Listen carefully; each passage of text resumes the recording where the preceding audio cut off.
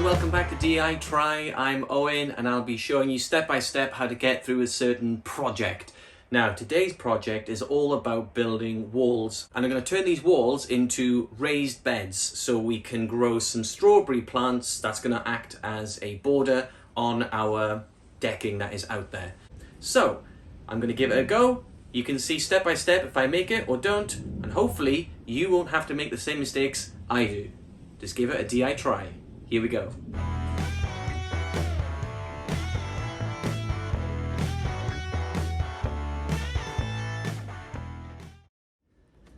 Okay, so as you can see, I've laid down the foundation on both sides of these walls. I made a ballast cement mix to create the concrete base. That's a mix ratio of 6 bags of ballast, or 6 ballast to 1 cement. I greatly underestimated how much ballast and cement I needed, so I needed to take 2 trips to B&Q. So just make sure you get enough ballast and cement, otherwise you'll waste a lot of time traveling back and forth. But I've got it down now, and I tried to mix 3 bags of ballast with half a bag of cement in the wheelbarrow. It just took too long, so in the end I ended up doing 1 bag of ballast with a smaller amount of cement in each time, so you get a better mix with that. Then I got a level, made sure it was level, and I started patting it down, tamping it down, just to make sure that the cement mix was packed in nicely, and to make sure it was as level as possible. Now I just need to wait a couple of days, and in that time hopefully the breeze box will arrive, and then we can get on to stage 2. So step 1, finished. So it's been a couple of days and the foundations are solid. Both sides, very happy with the stability of them. I think they're going to be strong enough to hold the breeze blocks, which arrived late yesterday afternoon. As you can see, I made a start at bringing all of the bags of cement and sand and blocks, but unfortunately it got called off by a heavy downpour. So I'm going to load out the blocks, which are just currently in the driveway, into the garden in preparation to build the walls today.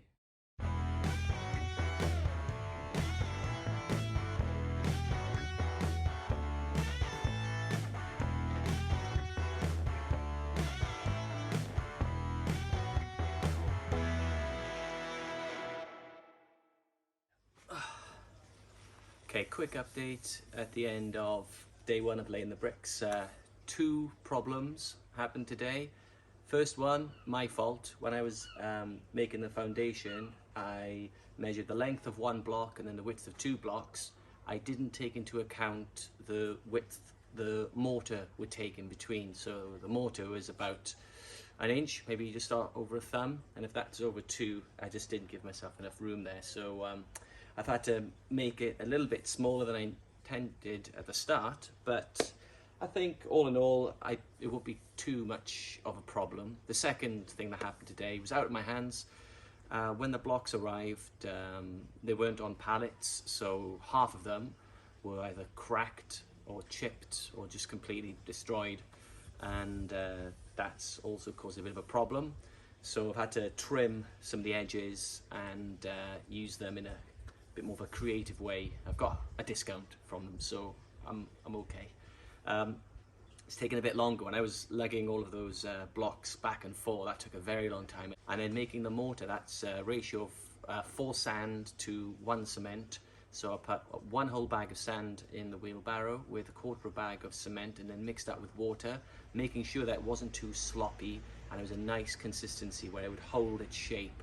It wouldn't crumble but wouldn't be too sloppy.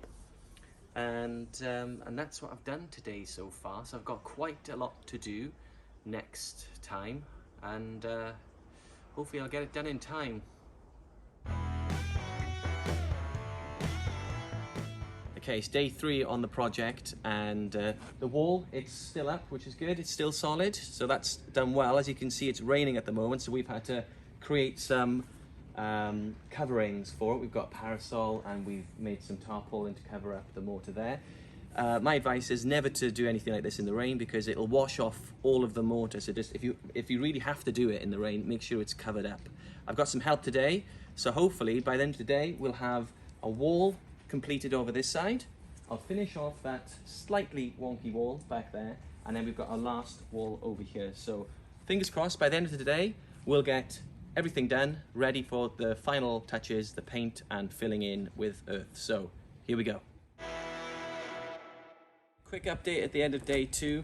We have finished this first wall. It's complete. We've put some coverings over it overnight because we think it might rain, but it's looking good. Moving over to the second wall, I'm about just under halfway through. I'm a bit happy with how this has turned out. I made better care and attention to the widths apart, so it wasn't as wonky. It's made it a lot easier because there's fewer cuts. And then moving over to wall number 3, this is 3/4 done, and I couldn't have done this without Stacey. She's helped me out. It's always good to have a friend. If I didn't have her right now, I'd still be on that with a whole other wall to do. So if you've got any friends, use them, because it takes a lot longer than you'd expect it to take. And my lower back now is in pieces. I'm going to go now and have a pint and some food, and then tomorrow we're going to get cracking, finish it off, and ready for the painting and fillings.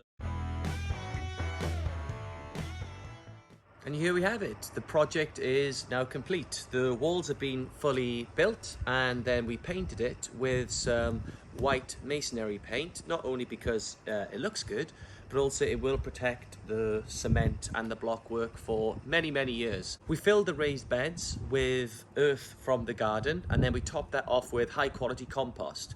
And as you can see, we have planted some strawberry plants across. Now, there are a number of ways that you can cut a breeze block, but I used an angle grinder and then just tapped off the end, and that seemed to work pretty well for me. I know some other people, they score the edge and then they hit it with a hammer, but if you've got an angle grinder, use that because it's a bit more accurate there.